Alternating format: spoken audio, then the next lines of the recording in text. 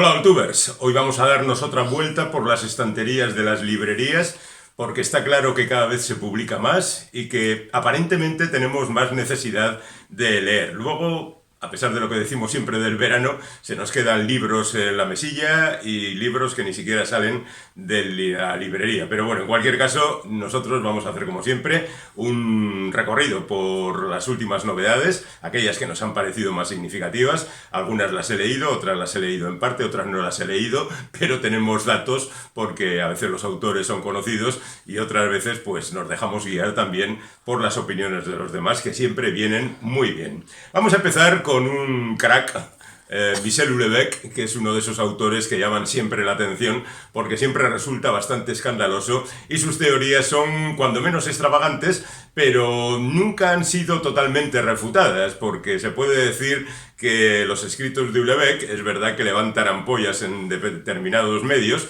pero lo cierto es que resulta difícil rebatirle algunas de sus cuestiones. Luego, naturalmente, tiene mucho que ver la política en esto, porque quien más quien menos piensa que Houellebecq está ya por la derecha, pero en ocasiones se pasa para la izquierda, y en otras ocasiones no se sabe muy bien dónde está. Y ese desconcierto hace que los críticos, por un lado, y digamos los especialistas en política no sepan muy bien dónde colocarle, o por lo menos que se sientan sorprendidos por lo que hace y por lo que escribe. En el nivel estrictamente literario, digamos que Houellebecq es un escritor fascinante, que no es un fino estilista, ni es un exquisito, pero que la verdad va dando sorpresas continuamente en sus novelas. Desde el comienzo, desde aquella ampliación del campo de batalla, o las partículas elementales que ya les pusieron muy alto en el panorama literario, pues este hombre no ha hecho más que sorprender al personal.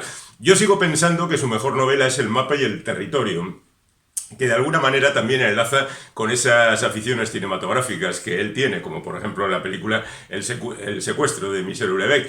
Pero en cualquier caso, las más escandalosas han sido las últimas, Serotonina y demás. Y aquí sí llegamos a Aniquilación, que es un título verdaderamente rotundo y parece que definitivo. Y que se ambienta dentro de 5 años, en el 2027, pero que evidentemente aborda temas de actualidad. Es una novela política porque se sitúa en el territorio de unas elecciones generales, que ya veremos cómo acaban, pero tiene algunos personajes incluso relacionados con los que ahora mismo, después acabamos de pasar 2 elecciones en Francia, Macron, etc. Y aquí pues hay un reflejo de esas elecciones, incluso teniendo en cuenta que la novela se escribió antes de ella. Pero bueno, en cualquier caso es también una novela de espías, porque el protagonista es un tipo que está intentando averiguar qué ocurre porque hay amenazas, incluso hay un vídeo donde decapitan a uno de los implicados en las elecciones, hay una serie de atentados misteriosos, pero cuando uno cree que está la cosa ya más o menos encarrilada y que va justamente de eso de espías, la vida personal del protagonista se incluye en la novela de tal manera que nos desconcierta un poco. A mí no me importa que me desconcierten los escritores siempre y cuando lo hagan con gracia, como es el caso de Houellebecq, y que lo hagan con sentido, que no sean descabellados, que no sea gente que hace lo que le da la gana y no lo que en plena lógica debería ser admisible. Pero bueno, en cualquier caso, tenemos aquí una nueva novela de Michel Houellebecq. Yo he leído el 20% del libro y estoy encantado, así que seguiré leyéndolo con entusiasmo. Y ya que estamos en el territorio de los espías, digamos que ha aparecido la cuarta de esta serie de Los caballos lentos de Mike Herron, que se titula La calle de los espías. Para los que estén despistados, hay una serie de televisión por ahí que ha adaptado la primera de las novelas y que presumiblemente, porque creo que ya está firmado, va a adaptar las 2 siguientes.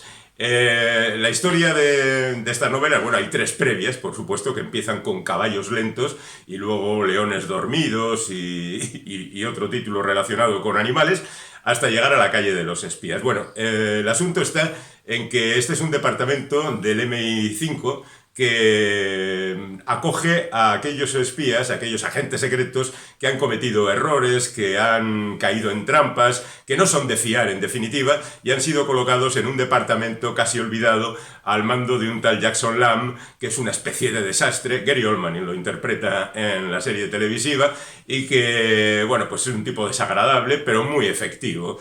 Y curiosamente a ese departamento van a parar algunos casos que deberían tener un cauce más natural por otros territorios convencionales, pero van a parar ahí, porque si no nos aburriríamos. Y la verdad es que la serie es fantástica, yo he leído las 3 primeras, esta no, pero pienso hacerlo este verano, así que vaya la recomendación.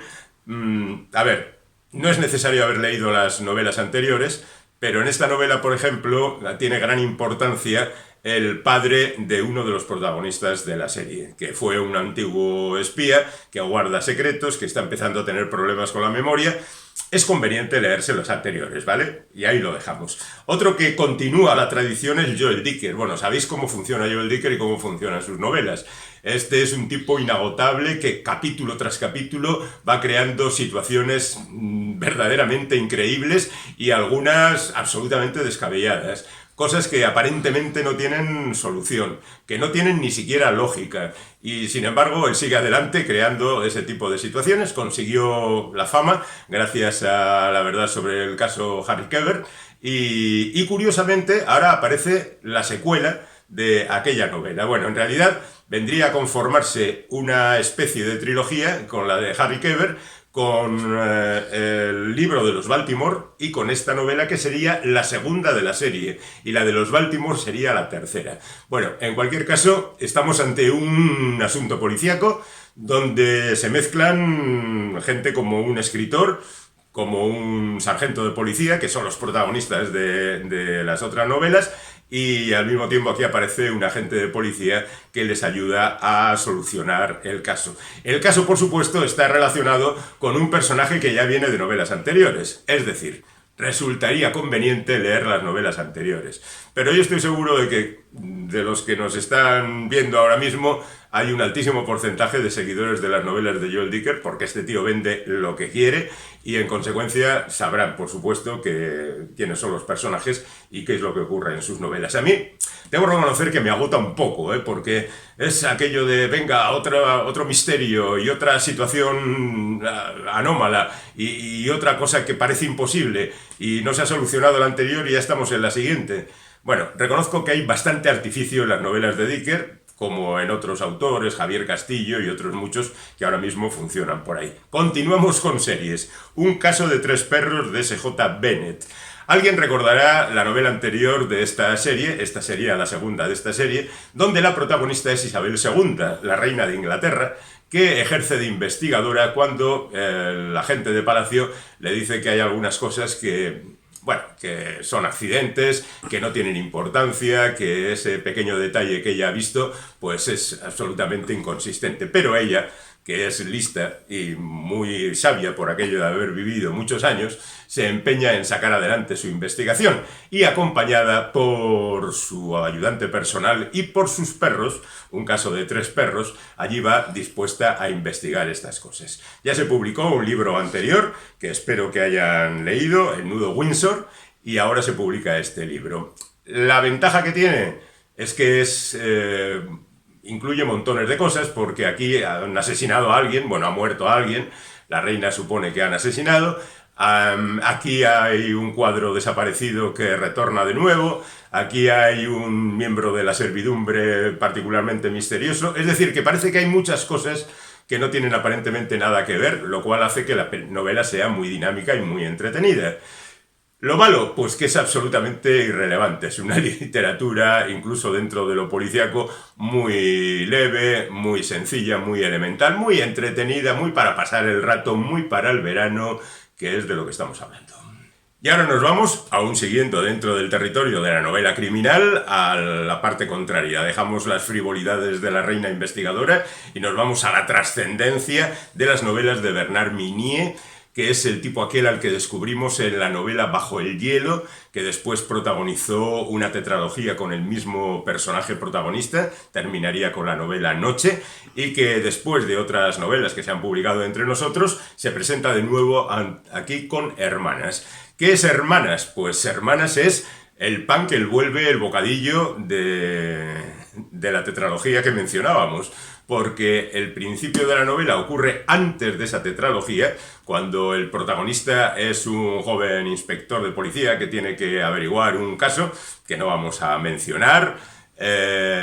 Y el final de la novela transcurre cuando ya ha pasado aquella historia, el personaje del principio se ha convertido en un ser atormentado, porque en esa tetralogía tiene mucho que ver su propia familia, y la verdad es que ocurren cosas tremendas y terribles, y tenemos aquí, pues ya digo, el envoltorio perfecto para empezar en un determinado momento y terminar 20 y tantos años después, porque aquel caso que ocurría al comienzo de su carrera vuelve a reproducirse. Bueno, en este caso concreto el título de Hermanas es muy representativo, porque aparecen muertas dos hermanas vestidas de una forma muy especial de ceremonia, y años más tarde se reproduce prácticamente el mismo asesinato.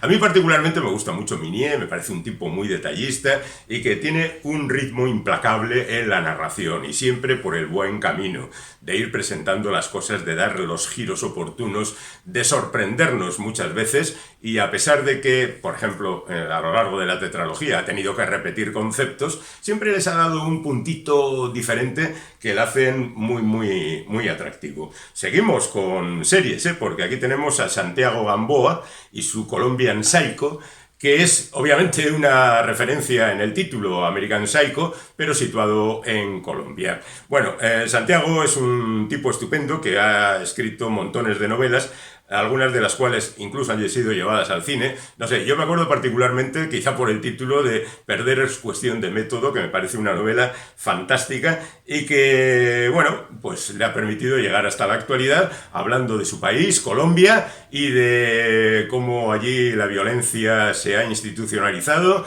y cómo el pueblo vive en condiciones precarias y cómo uno sale a la calle y no sabe lo que puede ocurrir. Bueno, pues esta novela, Colombian Psycho, vendría a ser la continuación, es decir, en principio sería una trilogía de Será larga la noche, una novela que se publicó hace 3 años aproximadamente. Bueno, la verdad es que ha tenido trabajo para escribir todas estas páginas, las 600 páginas que componen esta novela. Yo creo que es importante conocer un poquito las circunstancias de Colombia para adentrarse en esta historia, pero en cualquier caso el bueno de Santiago la refleja bastante bien. Los cárteles de la droga, los militares, los paramilitares, los guerrilleros, bueno, en definitiva, toda la gente que forma parte del panorama habitual, y en medio un psicópata, como indica el título de la novela.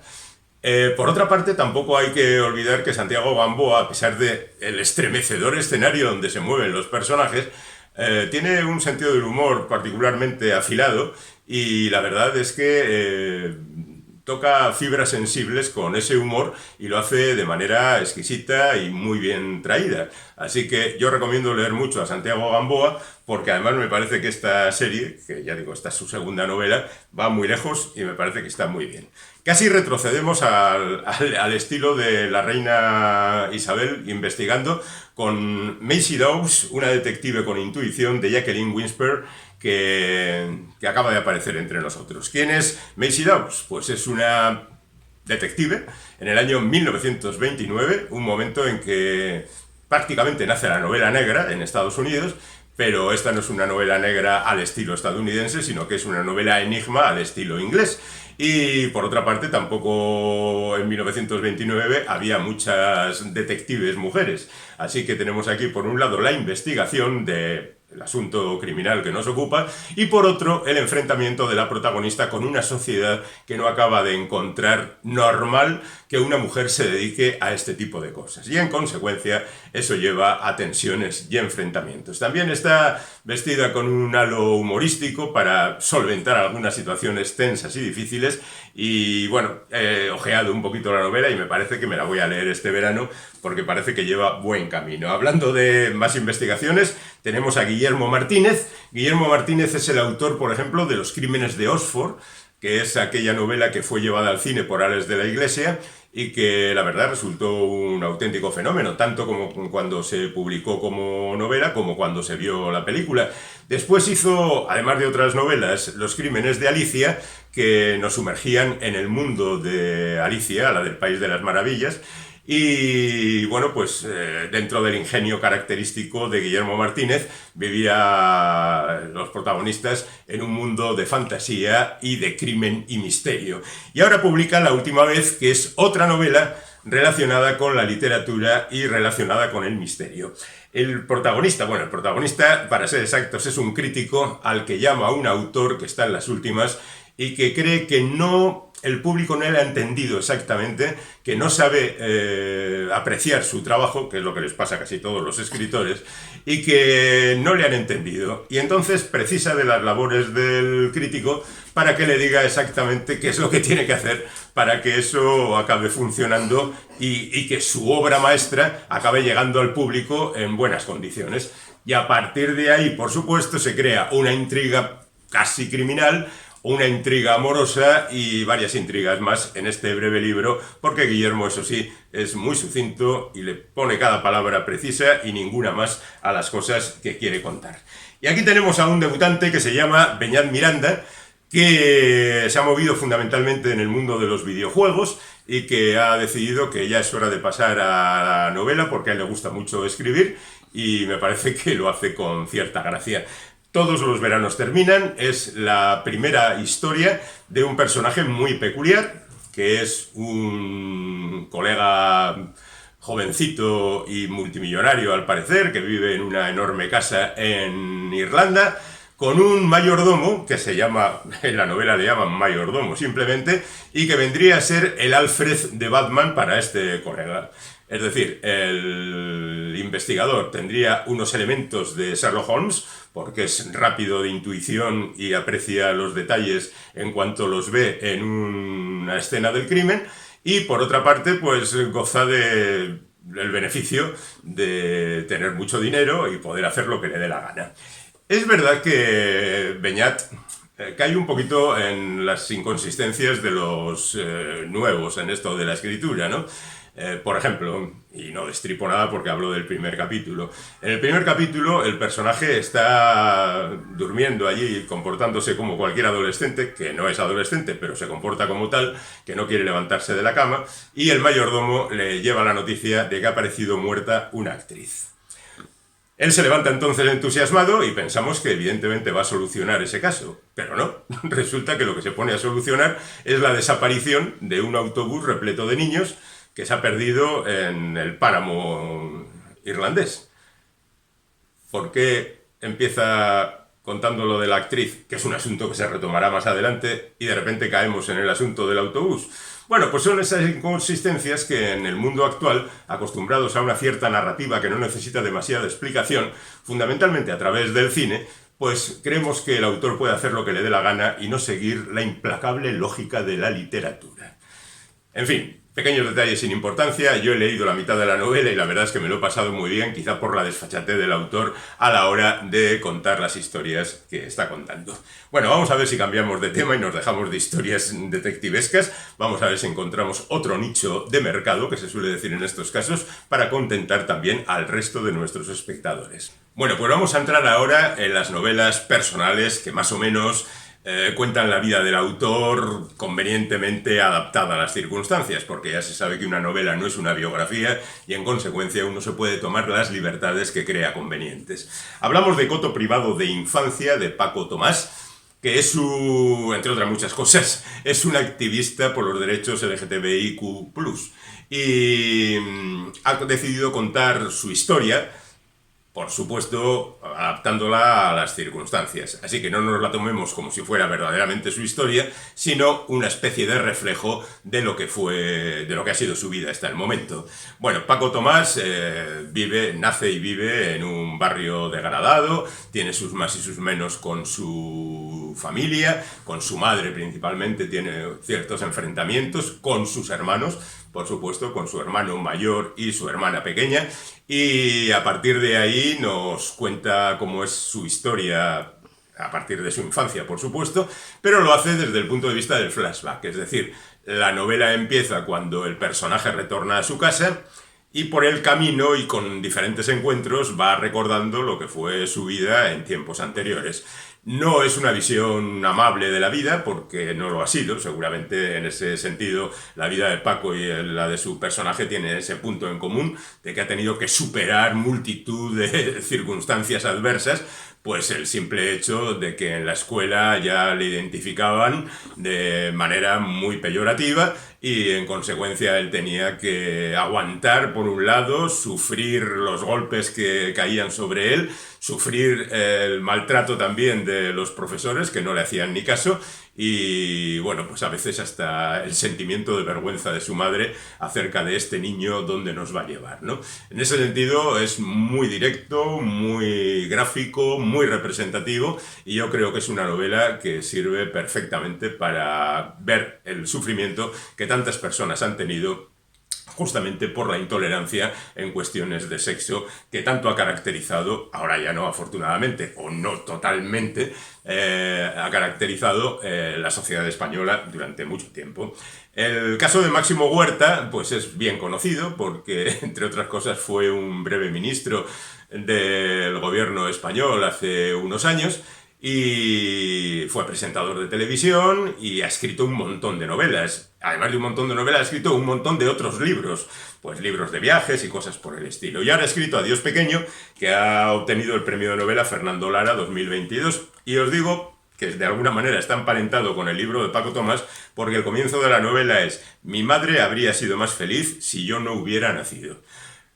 Después de que empieza así un libro, la verdad es que te deja apabullado. Quizá se ha inspirado Máximo en la famosa frase que le dedicó su madre a Stephen Sondheim, aquella de el mayor error que he cometido en mi vida ha sido tenerte. Pero en cualquier caso ya adelanta que las características de la vida del protagonista no van a ser sencillas. Debo reconocer que de este libro no he leído absolutamente nada, el de Paco he leído bastante, pero este no, y lo dejo aquí casi como complemento del libro de Paco Tomás. Vamos ahora con Yolanda Regidor, La última cabaña. Esta es una novela muy intimista también, que habla de un personaje que quiere apartarse del mundo, que no quiere saber nada porque ha pasado lo que ha pasado y no lo vamos a contar porque ni siquiera lo sabemos, porque tampoco he leído el libro. Pero digamos que Yolanda se está convirtiendo en una de esas autoras imprescindibles que en los últimos tiempos asoman y dan idea de su mundo particular y de las deficiencias que tiene el mundo en el que vivimos, que son tantas que darían para muchos libros, para muchas novelas y para muchos tratados. Pero en cualquier caso, yo creo que está bien el encontrarnos con un personaje como este, que trata de huir del mundo y las circunstancias tampoco se lo permiten totalmente. Vamos a ver, quien más quien menos siempre ha tratado de abandonar el mundo en alguna ocasión, aquello de que paren el mundo, que me apeo. Hablando de abandonar, aquí tenemos a Las abandonadoras, de Begoña Gómez Zurzáiz. El título es muy representativo y lo explico rápidamente. Este es un libro que trata sobre las madres que han abandonado a sus hijos. Después de esos otros libros que hablan de las madres que han lamentado tener a sus hijos, bueno, aquí hemos tenido algún caso, ya hemos comentado, aquí tenemos el caso claro de madres que han abandonado a sus hijos y las consecuencias que han tenido. Algunos de ellos son conocidos por prácticamente todo el mundo, otros son anónimos. Esta es una colección de relatos, ensayos, biografías casi, de gente que ha existido realmente. Y me temo que en algún caso se ha inventado quizá algún personaje, Begoña Gómez Zurzáiz, pero debo reconocer que he ojeado solamente el libro, aquí queda el detalle. Tenemos a Andrés Neumann, que es ese argentino que nació justo cuando la dictadura y acabó en Granada y allí se ha dedicado a hacer absolutamente de todo, desde algo de música, porque viene de familia de músicos, hasta escribir novelas, ensayos, poemas, multitud de poemas y libros absolutamente inclasificables como algunos diccionarios exóticos verdaderamente maravillosos. Andrés Neumann es un fino estilista, este sí, que sabe poner la palabra precisa en cada momento y aquí se enfrenta al hecho de ser padre umbilical, se titula el libro y está tratado desde el punto de vista, hay una primera parte que es previa al nacimiento y hay una segunda que es posterior al nacimiento de su hijo. Y el tratamiento que da Andrés a esa experiencia No es naturalista, no es realista, es simplemente poético, es lírico, es emocionante, es elevado y breve, porque el libro es breve y las páginas pues tampoco están ocupadas en su totalidad. Son apuntes, destellos, cosas que se le han ocurrido por aquí y por allá y que yo creo que conviene tener en cuenta. Tenemos la última novela de Laura Restrepo, que es una autora que es colombiana, que ha conseguido notoriedad en prácticamente todo el mundo gracias a algunos de sus libros, que son bien conocidos. Estaba buscando ahora aquí el título más representativo, pero no lo acabo de encontrar. Pero no importa, es una autora que merece mucho la pena leer porque siempre en sus libros aborda temas diferentes. Es muy curioso, no se conforma con seguir el hilo de lo que ya venía escribiendo, sino que directamente inventa nuevas cosas. Y aquí inventa en parte porque parte la idea, y esto lo confiesa ella misma en la nota al lector, que parte de su experiencia en los campos de refugiados, de cómo se ha encontrado con situaciones terribles, por supuesto, y cómo ha tratado de paliar en la medida de lo posible la situación de esa gente, ¿no? Pero al mismo tiempo ha colocado una historia mítica, como es la búsqueda de la reina de Saba, que es un personaje que nos suena así un poco a veces solamente de la famosa película Salomón y la reina de Saba, que está más bien perdida en las zonas de misterio y que a través de las muchas citas literarias que han venido produciéndose en torno a su figura, la verdad es que se convierte en un personaje absolutamente maravilloso. Por un lado hay un investigador que busca la pista de la reina de Saba y por otro lado se nos cuenta la vida imaginada, por supuesto, inventada de la reina de Saba, que la tiene y es verdaderamente peculiar. Y es un libro delicioso, yo aquí he leído también aproximadamente una cuarta parte, que merece la pena y mucho leerlo. Nos vamos con la última tanda y nos despedimos ya de los libros nuevos. Bueno, ahora nos vamos con libros peculiares. Por ejemplo, tenemos aquí Las Mil Naves de Natalie Haynes. Las Mil Naves es la Ilíada, básicamente la Ilíada, pero contada a través de los ojos de las mujeres, porque la Ilíada siempre se ha contado a través de los personajes Aquiles, Héctor, Paris, etc., aunque algunas mujeres, como Helena, tienen mucha importancia en la historia, pero la visión siempre ha sido masculina, sobre todo a partir de Homero y de las muchas recreaciones que después se han ido haciendo de esta leyenda. Pero Natalie Haynes hace una visión diferente a través de los ojos de las mujeres. Esto tampoco es nuevo, porque hace ya 35 años aproximadamente Marion Zimmer Bradley hizo La Antorcha, que era la visión de la guerra de Troya vista a través de los ojos de Casandra. Casandra era la profetisa que tenía la virtud de saber la verdad del futuro, pero también la maldición de que nadie la creía cuando hacía las predicciones acertadas que hacía. Bueno, aquí el foco se amplía y ya no solo es Casandra la que repasa la historia de su ciudad y de su caída y de cómo los griegos pasaron por encima de Troya, sino que son el resto de las mujeres, Helena por supuesto, la mujer de Príamo, etcétera, etcétera, la galería de personajes femeninos que no son demasiados, también es cierto, de la Ilíada. Y así una vez más nos encontramos de nuevo con esa fantástica historia que nos hablan de esas leyendas que después continuarían en la Odisea. Ahí va a ser más difícil abordar este asunto porque los marineros de Ulises eran todos hombres, pero bueno. Nos vamos ahora con Jeanette Winterson y un libro que tampoco es una narración. Jeanette Winterson es una escritora fabulosa. Yo la descubrí hace 30 y tantos años leyendo La Pasión, que era una novela fulgurante, majestuosa, y después tuve oportunidad yo creo que he leído prácticamente todos los libros de Jeanette Winterson, que incluyen ensayos varios, incluye una autobiografía verdaderamente asombrosa que se titula ¿Por qué quiere ser feliz pudiendo ser normal? Que es al parecer lo que le decía su madre cuando ella le contaba que lo que quería era encontrar la felicidad, ¿no? Ha adaptado a Shakespeare, ha hecho absolutamente de todo, pero está muy preocupada por el futuro, y de hecho en algunos escritos anteriores ya había hecho esas incursiones hacia el futuro tratando de descubrir qué es lo que nos espera, porque queremos recordar aquí la famosa frase aquella de que el futuro es el único lugar en el que vas a vivir. Así que Janet trata de especular y nos cuenta cómo vivir y amar en el futuro. En realidad son una serie de artículos que ya ha ido publicando aquí y allá, convenientemente repasados para la publicación en este libro, y que hablan de diferentes circunstancias, de cómo nos va a cambiar la vida, de cómo nos la ha cambiado ya la vida, pues por ejemplo la tecnología, cómo nos la va a cambiar la política influida por la tecnología, la sociedad, la economía influida por la tecnología, y en definitiva cómo ella piensa que va a ser el futuro inmediato. Es decir, los próximos 10, 20 años. Aunque haya alguna especulación un poco más allá, lo cierto es que es una visión muy cercana de cómo puede ser el futuro. Y ya advierto que no es muy agradable, pero bueno, yo creo que en eso estamos de acuerdo absolutamente todos, hablando de que el futuro pues, va a ser un poco más negro que el presente. Pero también quiero decir que hay estudios que aseguran que el 90% de las amenazas que tememos no se cumplen nunca. Lo digo para tener un arrebato de entusiasmo. Nos vamos ahora a hacer una mezcla con este libro y con el anterior. Locos por los clásicos, de Emilio del Río. Emilio es un entusiasta de los clásicos, de los escritores clásicos, y aquí esta es uno más de los libros que él ha dedicado al mundo clásico, al mundo grecorromano fundamentalmente, y así este hombre repasa algunos de los personajes más característicos de la filosofía fundamentalmente en Grecia y en Roma.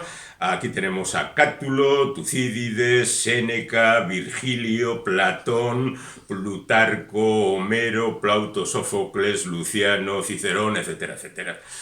Se puede argumentar que es una visión un poco superficial, que cada uno de los apartados dedicados a estos autores pues aborda a veces cuestiones que dejan ganas de más. Igual es esa la estrategia del autor, dejar ganas de más y que el personal vaya arreglándose buscando cuestiones más profundas. Pero claro, aquí es una visión muy superficial, pero perfecta si uno quiere acercarse por primera vez a estos temas. Y de los clásicos, bueno, a unos semiclásicos del rock, porque aquí tenemos Donde ni el diablo se queda, de Stephen Dusner, y que es la historia del grupo Drive by Truckers.